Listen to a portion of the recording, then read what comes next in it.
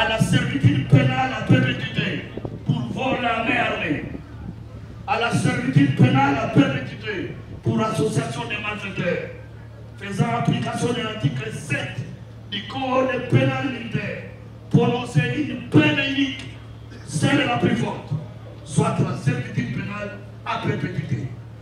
Pour les prévenus, commissaire adjoint Moloni Kombi César, sous-commissaire principal Kachamangon Anderson, les vigiles Kingamouwa Kingamonorder et Katon Pabouka Sakato, tous à la peine de mort pour complicité de vol à main armée, à la peine de mort pour association des malfaiteurs, faisant application de l'article 7 du Code pénal militaire, prononcer la peine unique à tous les quatre, celle la plus forte, soit la peine de mort. Et par défaut, Monsieur le Président, vous allez condamner les prévenus fugitifs d'Anne Kapi et Sierre Benjamin non autrement identifiés à la peine de mort pour association des malfaiteurs. Vous allez prononcer la confiscation de tous ces objets saisis.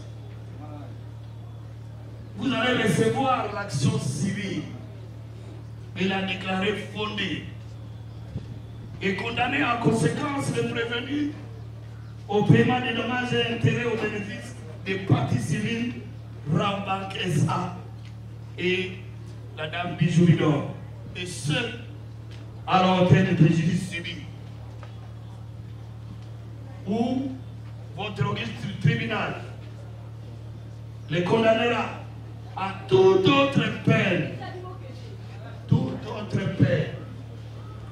et vous estimerez, Monsieur le Président, en bonne justice. Et en cela, vous aurez rendu justice. Nous avons dit. On prescrit des articles 41, 250 et 251 du Code judiciaire militaire. Nous prenons en séjour nos réquisitions dans l'affaire opposant l'unité militaire et garnison, ministère public, contre les prévenus Honorine Onate Prochet, commissaire adjoint Moloni Kombi César,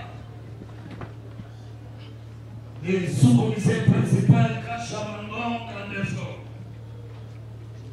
Sierre Kingambo Norgay, dans le Kapi et Sierre Benjamin non autrement identifiés.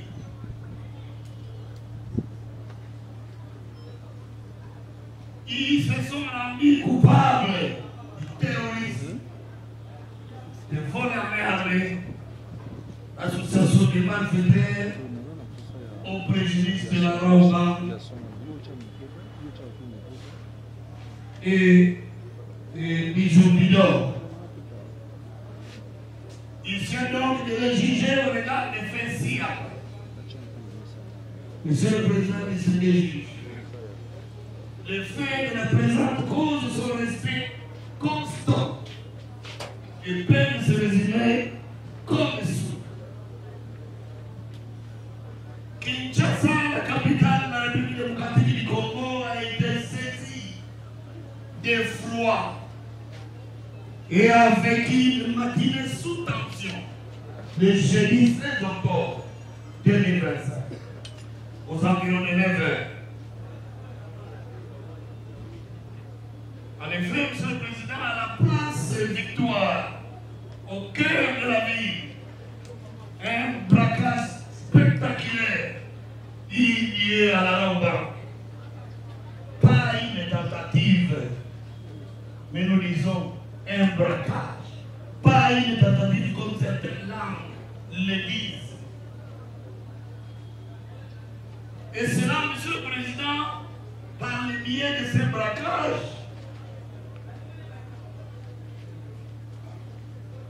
il a été déclenché une vaste opération, service de sécurité, afin de mater ces braquages parmi tant d'autres, et qui ne cesse de causer la douleur et la désolation dans la capitale. Par conséquent, Monsieur le Président, le tribunal des séances est appelé à la fermeté et à l'exemplarité dans sa sentence face à la montée de cette criminalité organisée en milieu urbain.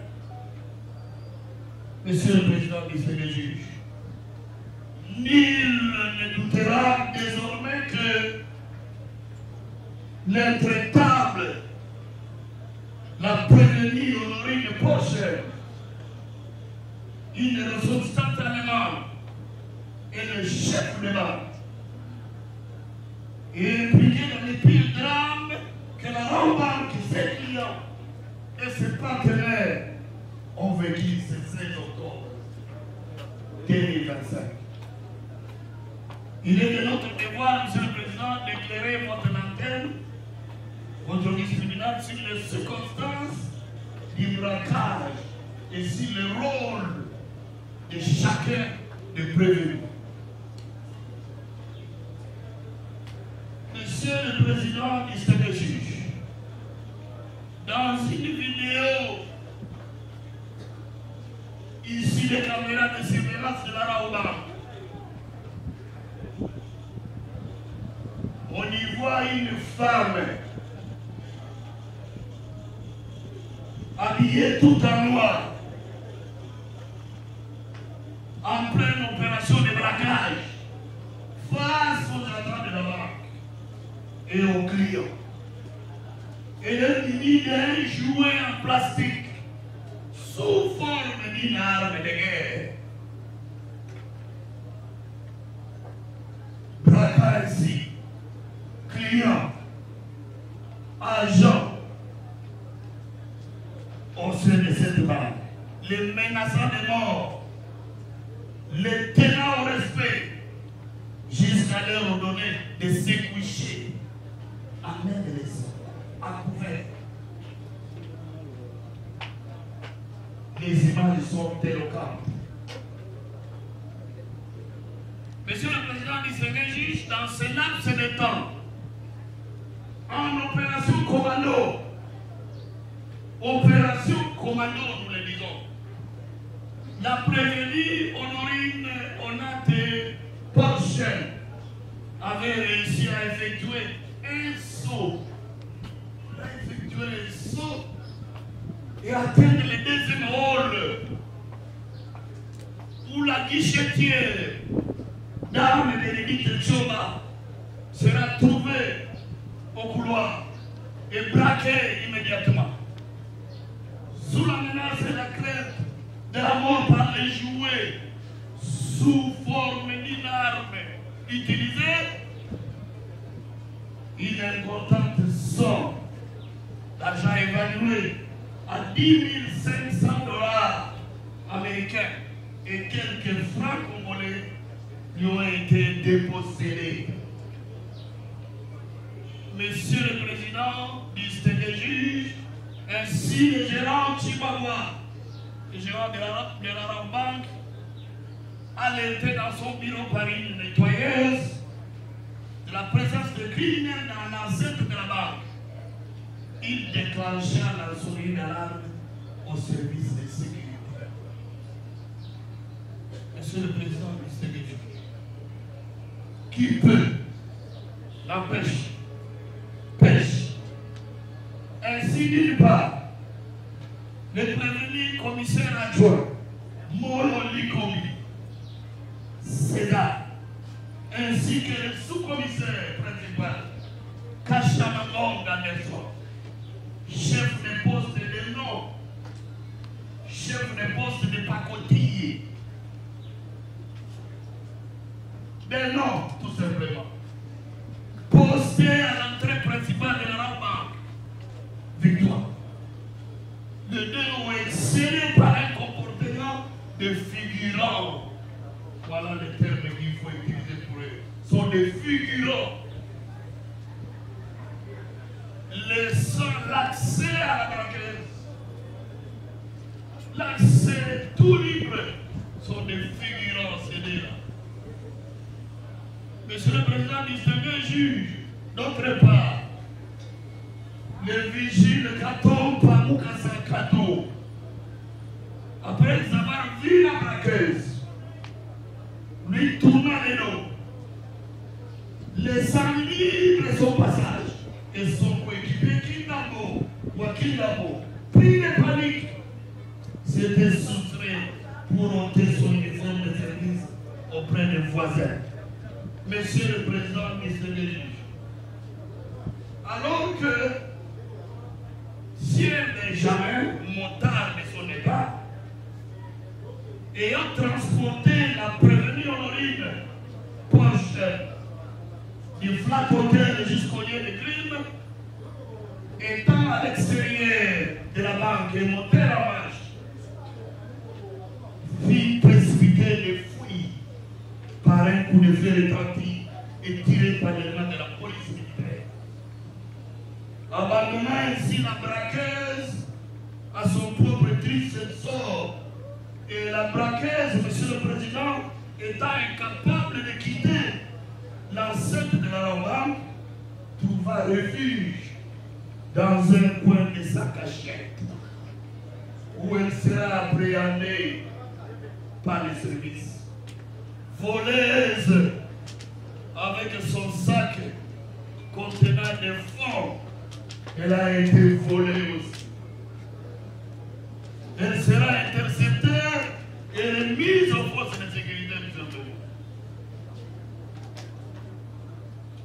Monsieur le Président du CDJ, il a peur que, par ailleurs, vu les actes de terrorisme et de vol à armes, traduisant la gravité des faits, les services de sécurité effectuaient une descente au flat hôtel où était logée la prévenue Honorine à la recherche de présumés sociétaires. Fort dommage, Monsieur le Président du CDJ, des objets mystiques ont été trouvés dans la chambre de la braqueuse, ainsi que d'autres effets utilisés pour cet ordre. Savoir un mini-cercueil, plusieurs fétiches portant des signes occultes, des photos de sirènes des eaux, des amulettes, des cigarettes, des piles, une valise remplie de vêtements et connotations, incantatoire, des gants et des bonnets, sans oublier du chanvre enfilé en quantité. Chanvre enfilé. Banque. Monsieur le Président du FMI, la prévenue Honorine Porcher, plus étonnant encore, il a reconnu ne pas croire en Dieu. Se déclarant vêtement athée, et nous nous sommes posé une question. Est-ce c'est une explication aux objets mystérieux retrouvés dans sa chambre d'hôtel?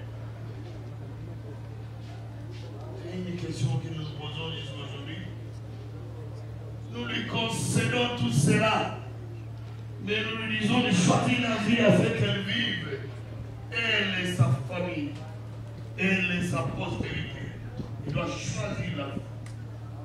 Et la vie n'a qu'un seul nom. C'est Jésus de Nazareth. Monsieur le Président du Seigneur juge, tels sont les faits de la présente cause pour lesquels les 6 devant prévenus ont été entrés devant vous. D'où la nécessité de les citer en droit. L'analyse juridique des faits nous amène à constater que pour la prévenue Honorine Porcher, l'association des malfaiteurs, en tant que chef de la bande, elle fit preuve de lucidité et enthousiasme au moment des opérations et portait d'armes factices en vue de susciter la crainte et la peur à la guichetière, au personnel de la bande et ses clients. association de malfaiteurs pour avoir organisé la bande. Vol armé à sa charge, étant porteur d'un jouet, sous forme de guerre native, a inspiré la crainte et s'approprier illicitement une somme de 10 500 $ et quelques francs appartenant à la Rwanda. Terrorisme à sa charge, par l'intimidation et la terreur, pose les actes de terrorisme dont les vols d'une somme de 10 500 $ et quelques francs et la séquestration des personnes en troublant gravement l'ordre public, des actes de terrorisme. Les 3 préventions sont retenues à sa charge. Pour les prévenir, commissaire adjoint Molo Nikombi, César,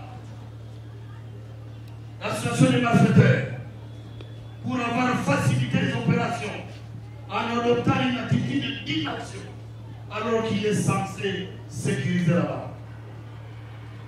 L'association des malfaiteurs également pour lui, pour s'être affilié à la bande en question.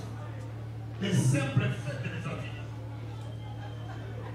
Les vols armés retenus à sa charge, étant complices du vol, par coopération directe à la réaction de cette infraction, il a facilité par son inaction alors qu'il est connu là pour assurer la sécurité des lieux. Pour les prévenir, sous-commissaire principal, Kachamangor Anderson, l'association des malfaiteurs, pour avoir facilité l'opération en adoptant une attitude d'inaction alors qu'il est censé sécuriser la banque.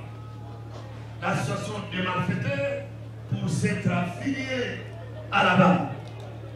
Et les vols à main armée étant complices du vol par coopération directe à la réalisation de cette infraction, il a facilité par son inaction alors qu'il est commis légal pour assurer la sécurité du lieu. Un chef de poste de pacotille des noms. Pour les prévenir qui n'ont pas mon ordre, association des malfaiteurs, pour avoir facilité les opérations en adoptant une attitude d'inaction alors qu'il est censé sécuriser la banque. Conscient de son forfait, celui-ci ôta sa tenue pour se soustraire. Association des malfaiteurs également pour s'être affilié à la banque. Vol armé à sa charge, étant complice du vol. Mutandis, tel que son coéquipier Kinga. Monsieur Katon Pamoukassa, association des malfaiteurs et vol à merde. Association des malfaiteurs, pourquoi? Pour avoir facilité les opérations en adoptant une attitude d'inaction alors qu'il est censé sécuriser la banque. Vol à merde étant complice du vol par coopération directe. Il a facilité l'entrée de la dame, la braqueuse. La dame de Capi, elle a joué le rôle de fournisseur d'armes, de renseignements. C'est avec elle que la braqueuse est allée chercher les jouets sous forme d'armes dans un magasin. Il lui a donné tous les renseignements possibles pour où elle devait obtenir cette arme. Et enfin, Sieur Benjamin, il est le sociétaire également de cette bande et il a joué le rôle de transporteur du flat hotel pour loger la braqueuse jusqu'au lieu de crime. Monsieur le Président, Monsieur le juge, du terrorisme. Nous allons aborder, discuter en droit, prévention par prévention.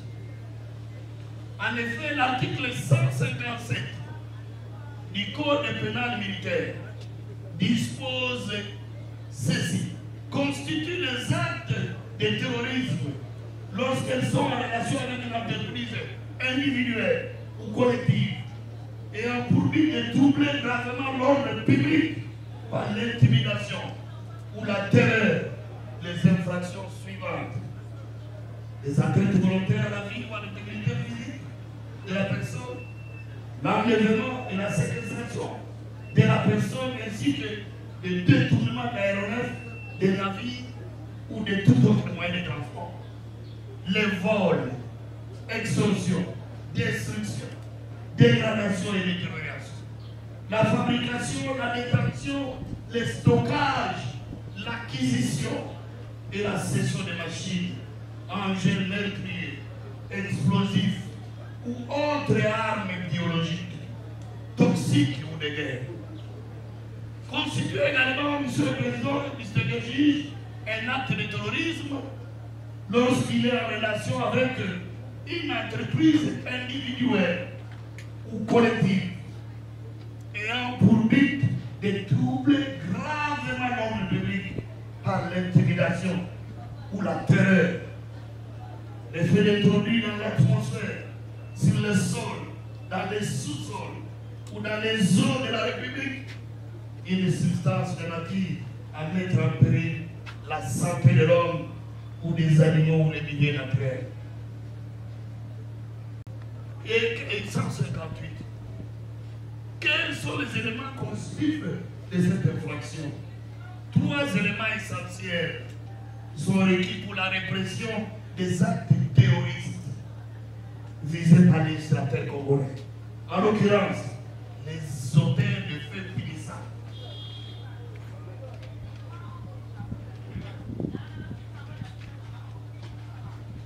Les faits visés par la loi. Et le 3e point, c'est la responsabilité morale des agents. Abordant le premier point, les auteurs de faits punissants. L'infraction du terrorisme est entretenue aussi bien par les personnes adultes que par certains mineurs. Et la loi nationale s'applique indistinctement à ces individus. Dans les cas sous examen, nous ne parlons que des adultes et nous laissons passer les mineurs parce qu'ils sont gérés par le tribunal pour enfants.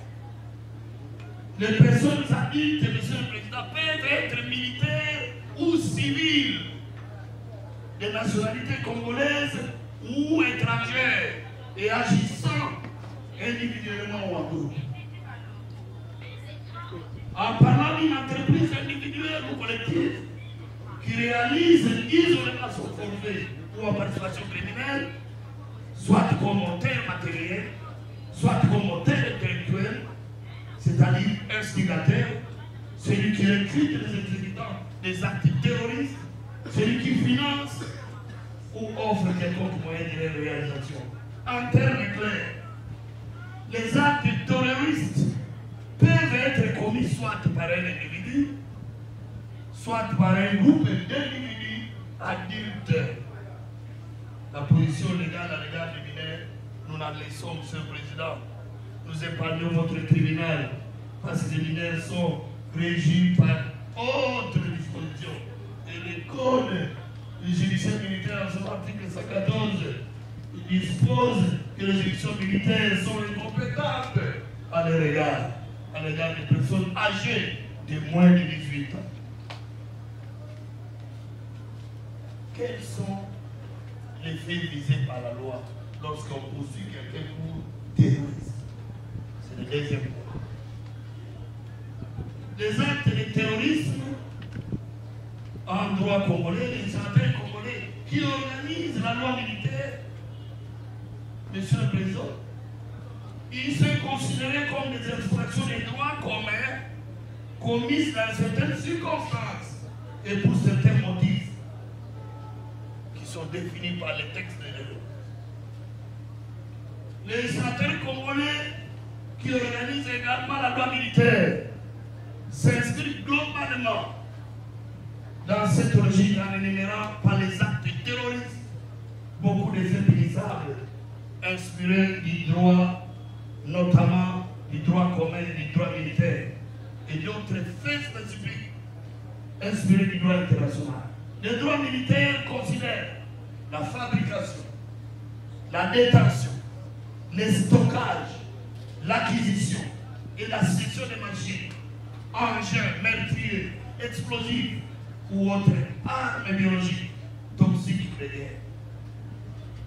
Tombent également sous les coups de la loi ceux qui fournissent ces engins ou financent leurs acquisitions. Le double élément intellectuel est requis. En matière de terrorisme, Monsieur le Président, distingué, la responsabilité se dégage du but abominable, clairement défini et librement poursuivi par les agents, ainsi que de la résolution criminelle généralement préméditée, dans la mesure où ces actes sont sous-tendus par les sentiments d'intense aversion et de vengeance. Quel est le but poursuivi par les agents? Au terme de l'article 157 du Code pénal militaire, les actes terroristes doivent avoir pour but de troubler gravement l'ordre public par l'intimidation ou la terreur. En effet, Monsieur le Président, distingué juge, l'ordre public est gravement troublé par des actes téméraires et spectaculaires d'une ampleur telle qu'il crée un effet psychologique troublant et traumatisant dans l'esprit des témoins proches ou même lointains, littéralement envahi par la peur, la désolation, l'horreur et le mot. Et la résolution criminelle, Monsieur le Président, procède généralement d'une résolution murue par l'agent, par l'infracteur. Il s'agit, Monsieur le Président, d'un dole réfléchi lorsqu'on pose l'acte des actes terroristes. Il est reproché, Monsieur le Président, à la prévenir Honorine, parce qu'il s'agit d'elle, poursuivie pour terrorisme, d'avoir commis les actes de séquestration. Il a séquestré Madame Choba Kabang Bénédicte, la caissière. Monsieur Chihuahua Mouna Diadi, le gérant, ainsi que tous les clients de la société. Tous les clients. Monsieur le Président, parmi les clients, même un avocat que je connais bien, qui a été séquestré. Et il est passé au cabinet venu. J'étais victime par le comportement de cette dame. Monsieur le Président du elle a séquestré les gens. Et elle a emporté une somme d'argent évaluée à 10 500 $ et quelques francs congolais. Il y a lieu de retenir à sa charge l'infraction du terrorisme, étant donné que les actes si haut énumérés sont en relation avec une entreprise individuelle ayant pour but de troubler gravement l'ordre public en semant la terreur et l'intimidation. Ces jours-là, c'était terrible. Au cœur de la capitale, tout Kinshasa a bougé, des balles tirées de par-ci, par-là. Monsieur le Président du Sénégal, du fait du comportement, des actes terroristes perpétrés par la prévenue Honorine. Cette entreprise criminelle, à la délinquance violente, a fait vivre aux clients et agents de la société normande, ainsi qu'à toute la population de Kinshasa. Toute la population qui y passait. Toute la population, Monsieur le Président, dans cette matinée du 16 octobre 2025, une peur physique, une panique généralisée et une torpeur indicible.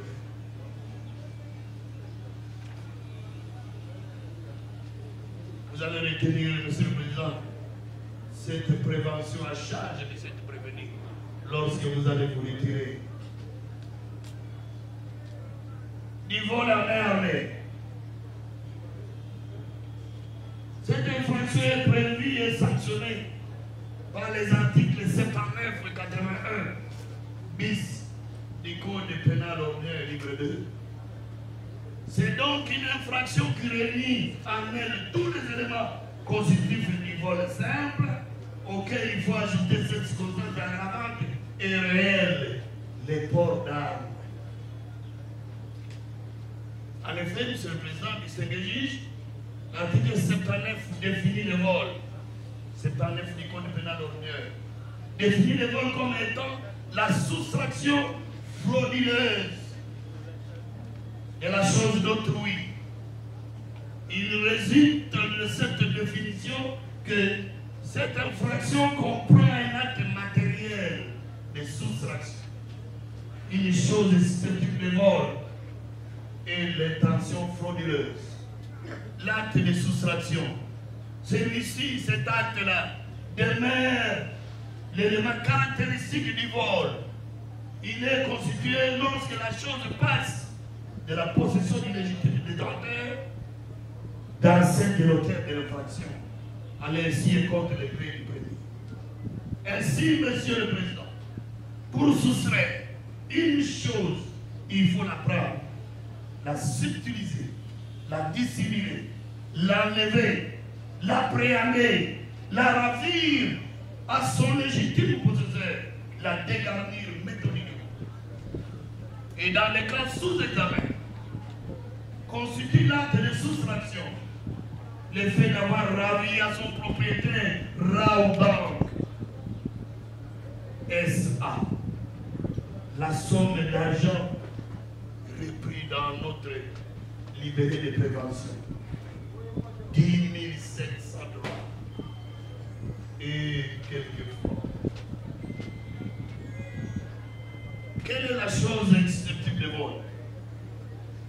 Dans la mesure où le vol suppose la soustraction, c'est-à-dire l'appréhension, l'enlèvement matériel et le dépassement de la chose, le principe est toutefois atténué par la jurisprudence qui estime que non seulement les meubles corporels sont susceptibles de vol, mais aussi les biens meubles incorporels et les forces immatérielles.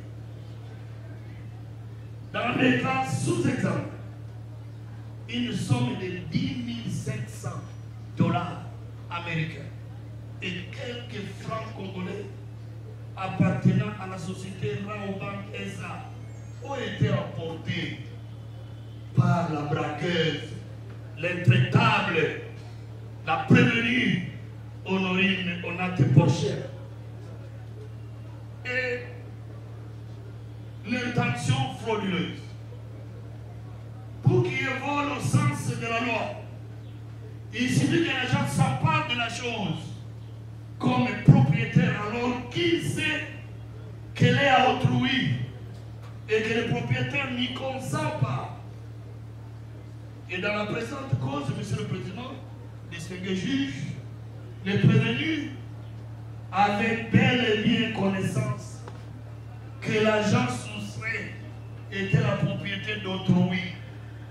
Les délinquants savaient également que les propriétaires n'étaient pas consentants à cet enlèvement. Je dirais c'est la raison pour laquelle la décision de la justice à ce sujet est fermement attendue par la Raobank SA. Ils en ont tout simplement disposé pour preuve jusqu'à ce jour la Raobank SA. Jusqu'à ce jour, Monsieur le Président demeure toujours dépossédé de cette importance. La somme est volée et la Raobank demeure inconsolable tant que les préjudices causés ne sont pas réparés. Quelle est la circonstance qui aggrave ce vol? Circonstance aggravante tenant au mode d'exécution ce vol ici. Monsieur le Président, cela nous ramène à définir l'arme. Oh, j'ai loué, j'ai aimé cette partie civile de son conseil. Comment il était en train de... La partie civile où son conseil était en train de m'entraîner à hocher la tête jusqu'à la fin. Et j'étais en train de la soutenir, cette partie civile, et les joindre à nous. Monsieur le Président, par cette brillante conclusion de la partie civile, Raoua. Monsieur le Président du Seigneur juge, qu'est-ce qu'on entend par arme? C'est là que le Conseil nous attendait. Alors que la partie civile a tout balayé déjà. L'arme, il faut entendre tout instrument qui sert à attaquer ou à défendre. Et au sens de la loi pénale, l'arme comprend toute machine, tout instrument, ustensile ou tout autre objet tranchant, perçant ou contondant. Ah, ils sont à l'aise lorsque nous disons cela. Mais lorsque nous allons les rencontrer, comme également source de droit, Monsieur le Président, nous avons appris en premier grand droit avec le professeur Moulumba Kach, Mbayangam. Ils nous ont appris que la jurisprudence et la doctrine sont aussi source de droit. Et la jurisprudence, Monsieur le Président, et la doctrine qu'on appelle autrement théorie. Cette jurisprudence et la doctrine abondante mettent un accent sur le vol commis avec usage ou menace d'une arme. En effet, peu importe la nature de l'arme, conseil de la partie Raouma, partie civile de l'armée, peu importe la nature de l'arme, la circonstance aggravante s'applique qu'il s'agisse d'une arme par nature, par destination ou par simulation. À partir du moment où elle a joué un rôle dans les vols, peu importe que cette arme est ou non servie, dès lors qu'elle a été sortie, afin d'inspirer la crainte à autrui, nous lisons professeur Emmanuel Dreyer, droit pénal spécial, deuxième édition, léger de l'extension, Paris, 2023, page 193. Nous pouvons encore vous ajouter même la troisième édition, monsieur le Président. Le professeur Emmanuel Dreyer le précise. À partir du moment où l'arme a joué un rôle dans les vols, peu importe que cette arme est ou non servie, j'aime bien ce professeur, et ou non servie, dès lors que cela a été sorti, afin d'inspirer la crainte à autrui, votre tribunal de séance va appliquer, Monsieur le Président, va constater à charge de prévenir les vols à l'air. La jurisprudence unanime considère que l'utilisation d'un jouet pour commettre un vol n'empêche pas à le qualifier d'un vol à main armée. Car l'arme n'a pas besoin d'être réelle pour que les vols soient qualifiés de vols à main armée. La jurisprudence, Monsieur le Président, considère que les facteurs déterminants, c'est la perception de la victime. La perception de la victime. Soulignez, mettez cela en gras. Perception de la victime. C'est-à-dire, la victime doit avoir l'impression que l'objet utilisé était une arme de guerre. Et si cette perception a contribué à la remise de l'objet. Monsieur le Président, vous allez nous dire que vous êtes compétent. Et vous allez nous dire que l'infraction doit être retenue. Lorsque vous vous retirez là, facteur déterminant de la perception de la victime. C'est l'intention qui est réprimée.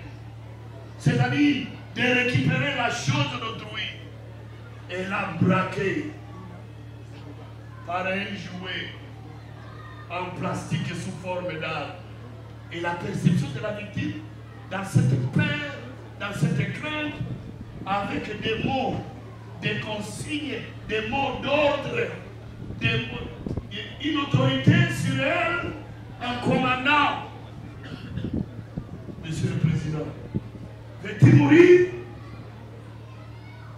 Sinon, donne l'argent, l'arme à la main.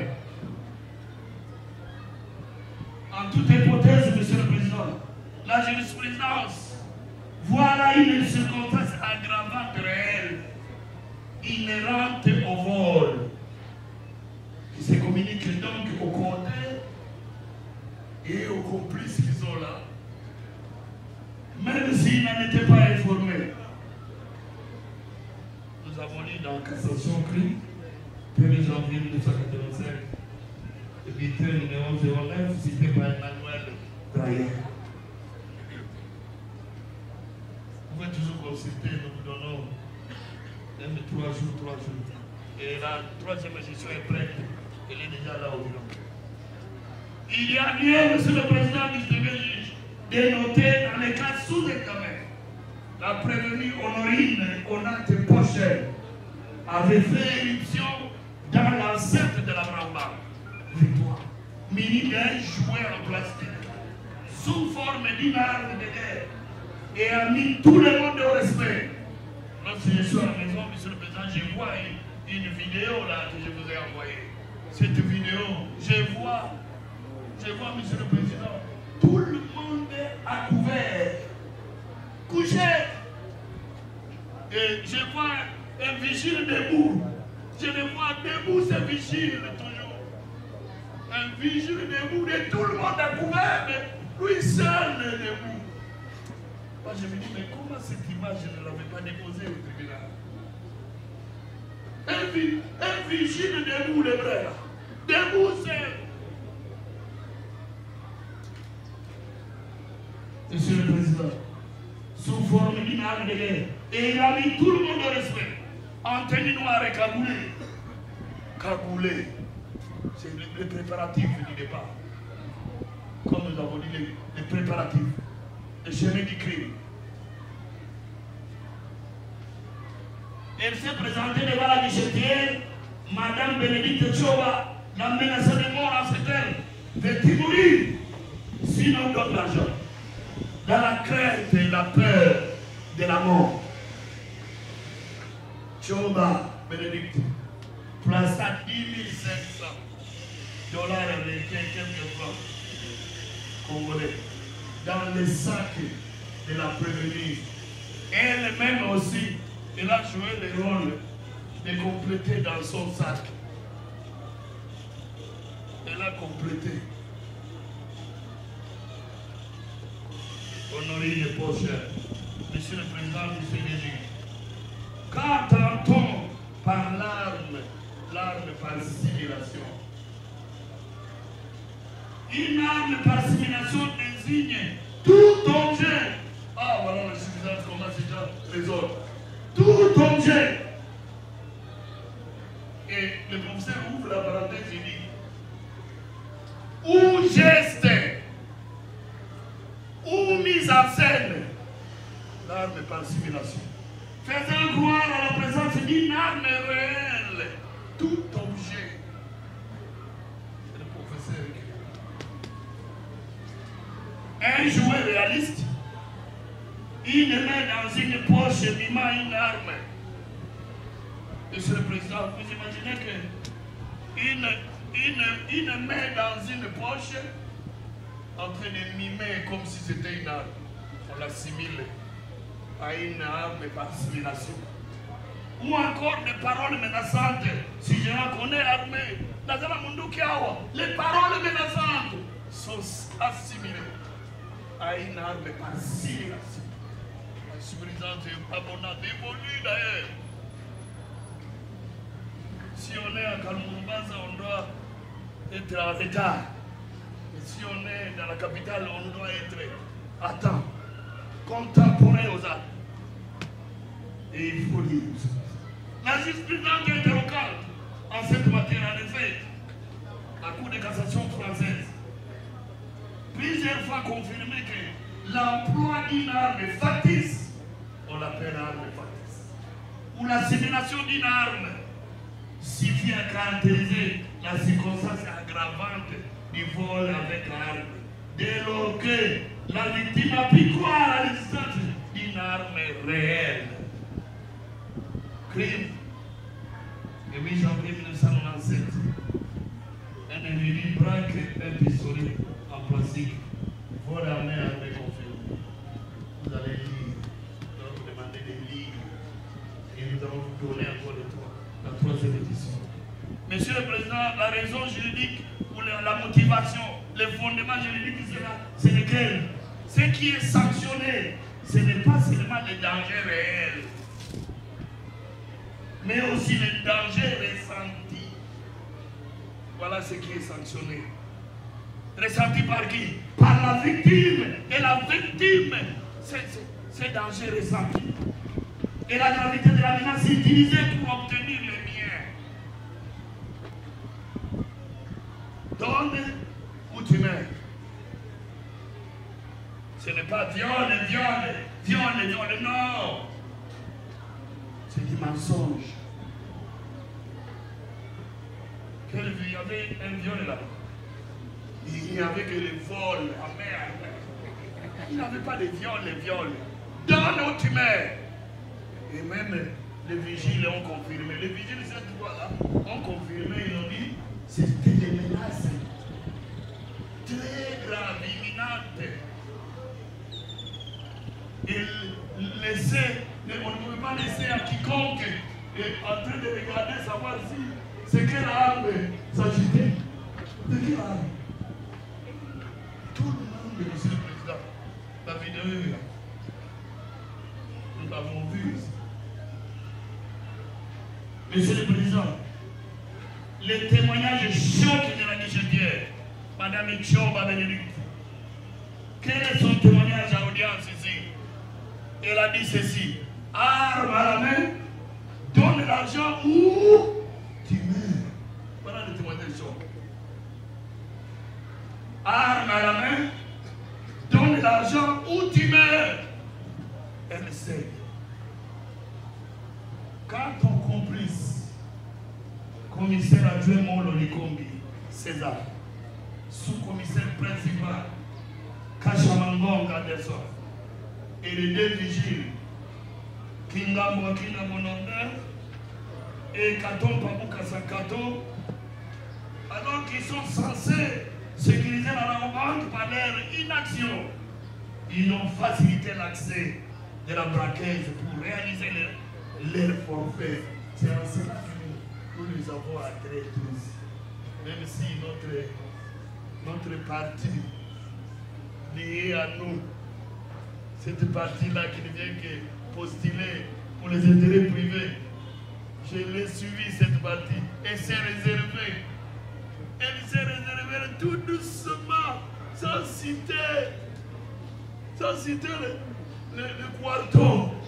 le quarto policier et vigile. Sans citer que les fugitifs là, les gens en cavale, les quartos là, ils se disent, c'est dans la maison, c'est entre nous, ce sont nos agents. Il ne faut pas les entraîner à des peines de mort. Parce qu'ils encourent les peines de mort. Nous avons compris dans les matchs, Monsieur le Président, qu'étant sûr de la réussite de leur coup, les complices, tous les quatre, tous, Monsieur le Président, Kingamo et ses amis, tous, ils ont coopéré, monsieur. Et Kingamo a mené ôter sa tenue pour ses soustraits.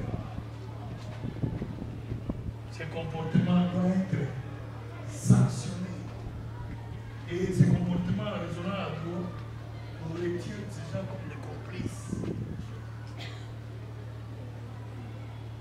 de l'association des malfaiteurs. Vous avez rejeté.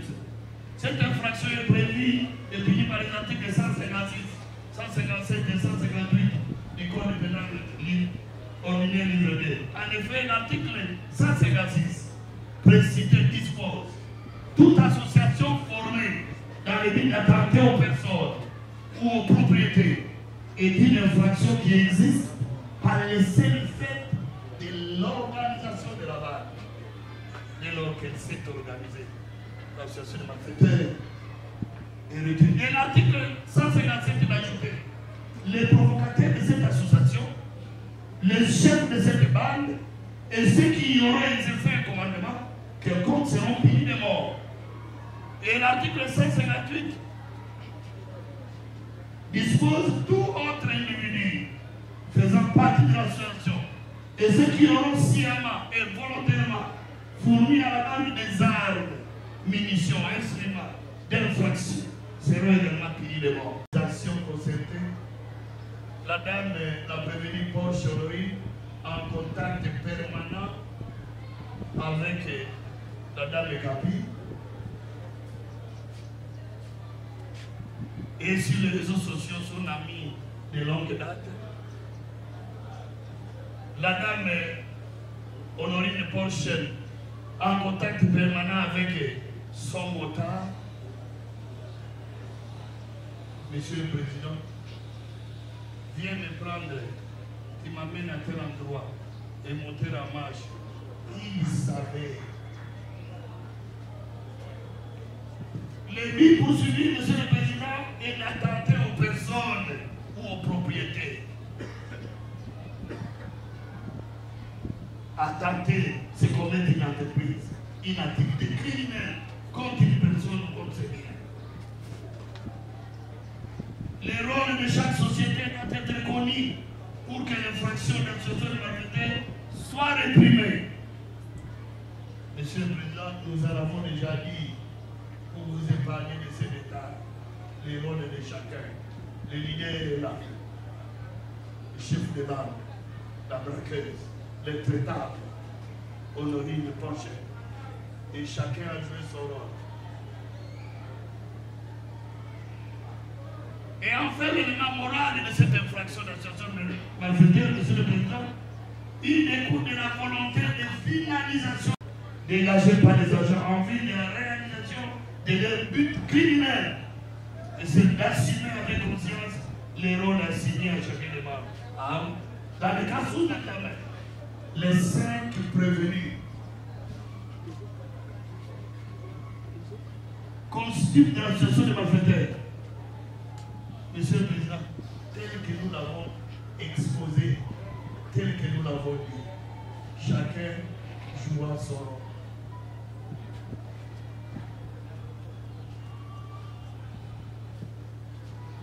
Madame Honorine prochaine Onate, comme leader et cerveau moteur de la bande, à l'approvisionnement en armes, nous avons dit qu'il y avait la prévenue Capi, non notamment identifiée, ensuite, sous la vie de longue date.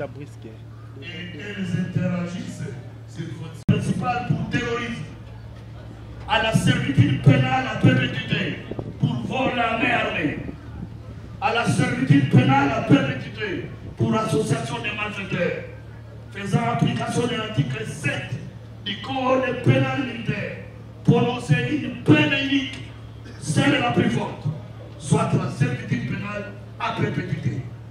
Pour les prévenus, commissaire adjoint Moloni Kombi César, sous-commissaire principal Kachamangon Anderson, les vigiles Kingamou Wakingamou Norden et Kato Pabouka Sakato, tous à la peine de mort pour complicité de vol à main armée, à la peine de mort pour association des malfaiteurs, faisant application de l'article 7 du Code pénal militaire, prononcer la peine unique à tous les 4, c'est la plus forte, soit la peine de mort.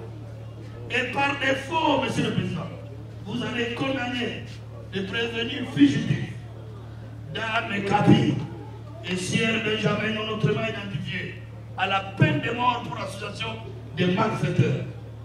Vous allez prononcer la confiscation de tous ces objets saisis. Vous allez recevoir l'action civile et la déclarer fondée et condamner en conséquence le prévenu au paiement des dommages et intérêts au bénéfice des parties civiles Rambank SA et la dame Bijoulidor, et ce, à la hauteur des préjudices subis. Ou votre auguste tribunal les condamnera à toute autre peine, et vous estimerez, Monsieur le Président, en bonne justice. Et en cela, vous aurez rendu justice. Nous avons dit.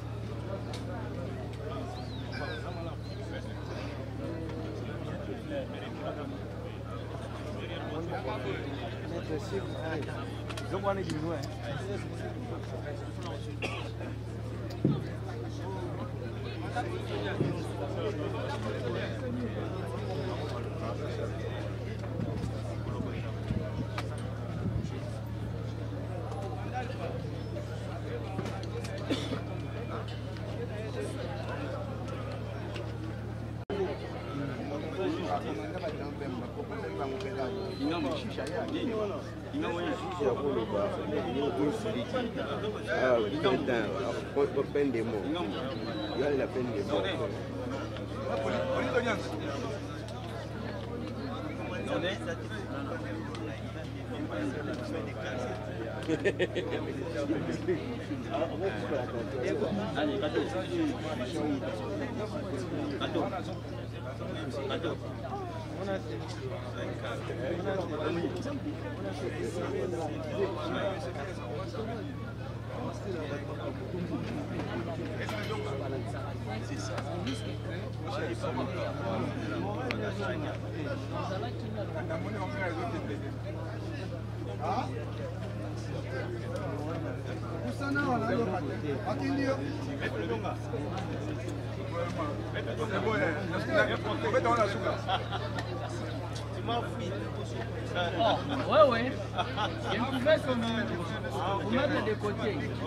Par rapport au fait, c'est que notre cliente, Monsieur le Président, certes aujourd'hui une Allemande, mais elle est de nationalité congolaise.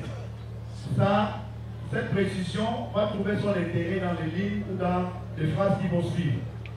Elle s'est retrouvée en RDC précisément à Kinshasa, Monsieur le Président, pas dans les contextes développés par les partis civils ou le ministère public, mais c'est 10 lois citant dans sa déposition devant l'OPJ. Et je dois ici préciser que la démence que nous allons développer ou les causes de l'imputabilité que nous allons développer ne date pas de son séjour à Kinshasa. Déjà partant de sa minorité, plus d'une fois, elle a été internée dans des centres psychiatriques en Allemagne. Et il y a, je suis dans des observations, je le dis bien. Et il y a, je crois, un rapport que nous avions, c'est un rapport J dans le dossier, qui date de 2003-2006. Et le récent rapport, le moment va y arriver, nous sommes là pour ça, qui démontre de manière claire que, n'est-ce pas, sur le plan psychique, elle est malade. Je ne voudrais pas ici utiliser le langage des psychiatres. Monsieur le Président, ça c'est un détail très important déjà au niveau de fait. Quatrième élément de précision, elle quitte l'Allemagne, pas comme toute personne. Elle quitte l'Allemagne alors qu'elle vit avec ses enfants, elle a 4 enfants. C'est même à l'insu de ses enfants qu'elle a quitté l'Allemagne. Je le dis sous mon serment d'avocat. Au moment où nous sommes en train de plaider cette cause, ces enfants sont sous une cause totale. Et heureusement que l'État allemand est intervenu pour, n'est-ce pas, les sécuriser. Ce sont des éléments qui vous démontrent en fait la personnalité de notre client, ici, Madame Porcher. C'est pour vous dire dans quelles circonstances elle s'est retrouvée ici. Ce n'est pas des circonstances normales. Il y avait un voyage préparé avec un but précis. Quand elle était en train de préparer, personne n'était au courant. Elle n'a échangé ni avec ses enfants, ni avec quelqu'un, un membre de sa famille. Elle s'est retrouvée ici à sa manière.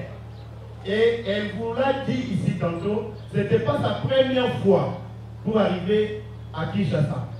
Et je sais pourquoi je suis en train de relever ces précisions. Ça va vous présenter en fait la personnalité de cette prévenue, Monsieur le Président.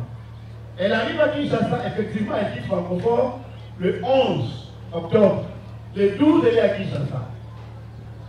Et son séjour était tellement court, c'est en date du 17 qu'elle devait regagner l'Allemagne.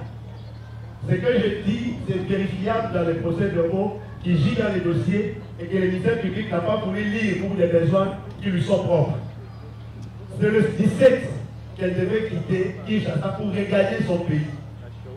Et le 16, ces faits qui justifient notre présence en ces lieux ont été commis. Cinquième précision, Monsieur le Président, qu'il soit acté que dans la commission de son acte, qu'elle ne nie pas, elle n'a été accompagnée par personne. Alors, personne. Je crois que ces précisions sont des détails, parce que c'est sur base de ça que nous allons entendre. Elle a été accompagnée par personne. Et ça a été démontré ici. Tous les militaires, tous les enseignants qui ont déposé ici, personne n'était à mesure de démontrer le lien, n'est-ce pas, qui peut exister entre elles, même les paisibles citoyens congolais qui sont innocemment ici. Ça, c'est une précision de taille, Monsieur le Président. Le ministère public qui vient de requérir tout à l'heure a de lourdes peines. C'est vrai, quand on prononce ça pour les autres, ça donne l'impression que c'est facile de prononcer. Monsieur le Président, il s'est vu incapable de vous démontrer les liens qui pouvaient exister dans l'opération entre ces 5 individus qui sont devant vous. Je crois, Monsieur le Président, ces précisions sont de taille. Je m'en vais en droit. Ah, les autres précisions, vous les avez. Monsieur le Président, en droit, nous l'avons élevé pendant l'instruction que nous serons le terrain de notre plaidoirie à titre principal, Monsieur le Président, sur les collectifs. Moi, j'interviens ici pour démontrer les causes de non-imputabilité.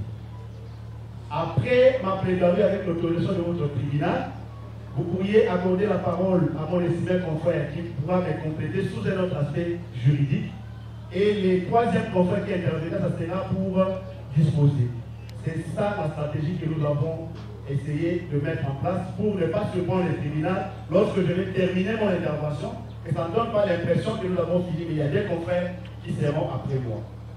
Monsieur le Président, nous l'avons élevé ici et il est connu les principes, oui c'est vrai, lorsque un fait factionnel est établi, c'est tout à fait logique, n'est-ce pas, que l'auteur de ce fait-là puisse répondre conformément aux règles fixées par la loi. Et la même loi, Monsieur le Président, aujourd'hui, a estimé qu'il faut quand même une évolution. Le droit étant une science évolutive, ça ne date pas de la République démocratique du Congo. Le fait de non-imputabilité date de très loin. Et nous sommes ici à titre de rappel dans la famille romano-germanique, c'est connu de nous tous. Monsieur le Président, je voudrais ici faire d'abord une petite gymnastique en droit comparé sur ce qu'on appelle les causes de non-imputabilité. Parce que, sous d'autres cieux, les statuaires l'ont intégré dans la loi. Et nous avons démontré ici, c'est ça l'intérêt même de la plaidoirie, que les statuaires congolais aujourd'hui a fourni de grands efforts pour se mettre à la page. Alors qu'avant 2015, les causes de non-imputabilité étaient considérées comme un principe général du droit. Monsieur le Président, aujourd'hui, ces causes sont légiférées. Nous allons le démontrer tout à l'heure. Par rapport à d'autres cieux, Monsieur le Président, et souvent nous faisons allusion à ces deux États, je parle notamment, je parle notamment du droit belge, Monsieur le Président. Lorsque vous prenez par exemple l'article 71 du Code pénal belge, il dispose à ces termes: il n'y a pas d'infraction lorsque l'accusé ou le prévenu était en état de démence au moment de fait. Je quitte les droits belges pour voyager un peu en droit français. Et en droit français, Monsieur le Président, c'est l'article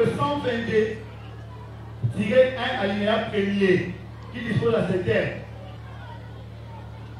il n'y a pas, n'est pas pénalement responsable la personne qui était atteinte au moment de fait d'un trouble psychique ou neuropsychique ayant aboli son discernement ou le contrôle de ses actes. Je dois maintenant citer en droit congolais. Monsieur le Président, en droit congolais, je suis dans la loi numéro 15, base 022, du 31 décembre 2015, modifiant et complétant le décret du 30 janvier 1940 portant code pénal congolais. Et je me pose principalement à l'article 23 bis. Voici ce que cette disposition dispose. Je suis en droit congolais, j'ai évoqué la loi. Nul n'est responsable pénalement si, au moment du comportement en cause, il souffrait d'une maladie ou d'une déficience qui les privait de la faculté de comprendre le caractère délictueux ou la nature de son comportement, ou de maîtriser celui-ci pour se conformer aux exigences de la loi. Un petit complément sur le Président, cette loi, c'est sur base de cette loi que le statut congolais a intégré, n'est-ce pas, les crimes repris par le statut de Rome dans notre arsenal juridique. Et là, je fais allusion, Monsieur le Président, à ce que nous connaissons, les crimes de génocide, crimes contre l'humanité et les crimes de guerre. C'est cette loi ici. Et déjà, l'article 23 est clair là-dessus.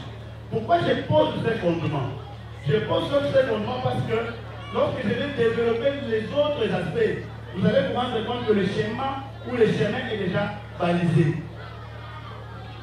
Et le cause de l'imputabilité, Monsieur le Président, aujourd'hui, légiférés ont poussé les stataires dans des situations exceptionnelles pour dire que oui, on peut se retrouver dans des circonstances où une personne commet effectivement un fait infractionnel, mais juridiquement cette personne se voit dans un état d'incapacité de répondre de cet acte-là. Pour des raisons prévues par le législateur. L'article 23 bis que j'ai évoqué ici, Monsieur le Président, c'est pour des raisons propres que j'ai relevé que l'aspect lié à la demande. Mais tout le cadre de conditions ou le cadre d'éléments qui constituent le fait de les causes de non-applicabilité sont repris à cette disposition. Et en droit congolais, Monsieur le Président, nous avons 4 éléments qui constituent les causes de non-applicabilité. Il y a la demande, et c'est là où nous fondons en fait notre argumentaire dans la présente cause. La contrainte irrésistible, l'erreur invincible et la minorité, ce sont les 3 autres causes, mais ça ne sert à rien que nous puissions développer ça devant votre tribunal. Parce que les conséquences de chaque condition sont tellement prévues et enseignées par le législateur que nous ne pouvons même pas perdre votre temps pour les 3 autres conditions. Nous restons sur le terrain de la demande. Monsieur le Président,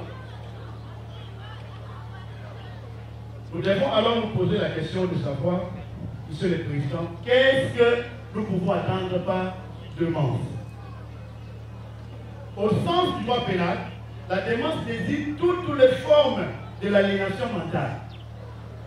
Ça, le doctrinaire a été cité, je ne verrai pas ici l'éminent professeur Nabiboubou. Nous avons l'ouvrage, vous allez nous lire, notre note est d'ailleurs déjà prête. C'est clairement toutes les formes d'aliénation mentale. Et certains doctrinaires définissent, viennent même en gérie. Je vais prendre par exemple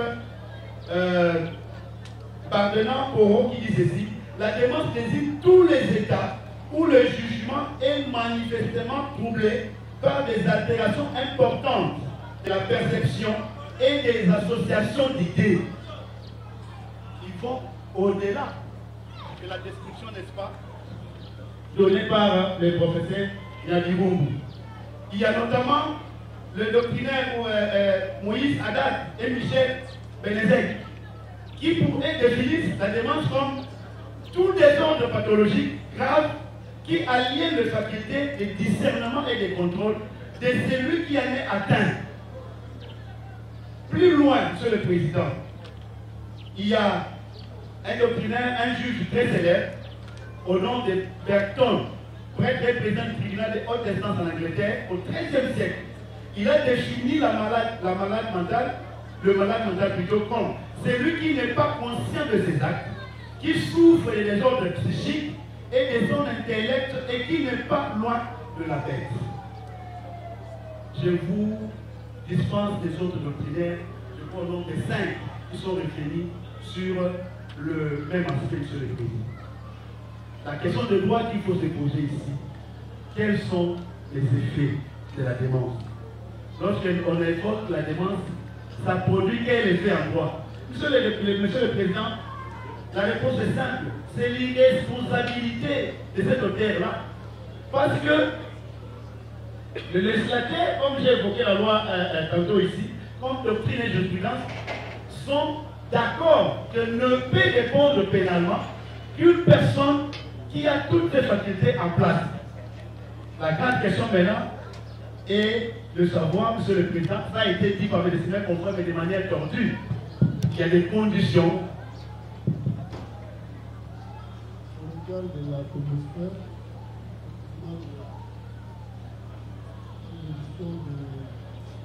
n'a pas arrivé tout de votre plaidoirie, parce que le premier doit être la sécurité de la paix, comme le disait le système. Non, au Kalinga, vraiment, la liboso.